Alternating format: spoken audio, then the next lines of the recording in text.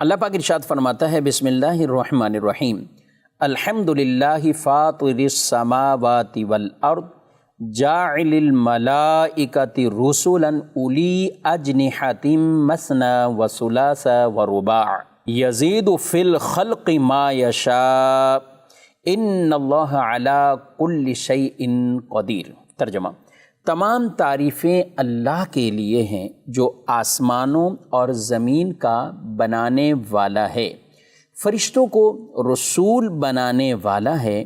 جن کے دو دو تین تین چار چار پر ہیں، پیدائش میں جو چاہتا ہے بڑھا دیتا ہے، بے شک اللہ ہر چیز پر قادر ہے۔ علماء کرام نے لکھا کہ یہاں پر جو فرشتوں کے پر ہیں یہ کوئی حصر بیان نہیں کیا جا رہا، مطلب یہ کہ ایسا نہیں کہ دو ہی ہیں یا چار ہیں یا تین ہیں، بس یہ نہیں، وہ جتنا چاہے اس بناوٹ میں پیدائش میں جس کے لیے چاہے اضافہ فرماتا ہے،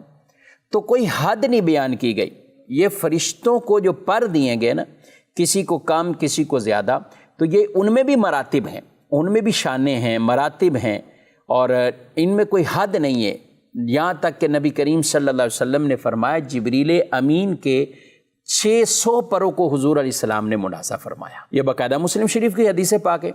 اور فرشتے ایک آن میں چاہیں وہ آسمان سے نیچے زمین پر آ جائیں، زمین سے اوپر آسمان پر جائیں، یہ رب نے ان کو طاقتیں دی، قوت عطا فرمائی، قدرت ایسی عطا فرمائی، وہ جہاں چاہیں یہ سفر کریں۔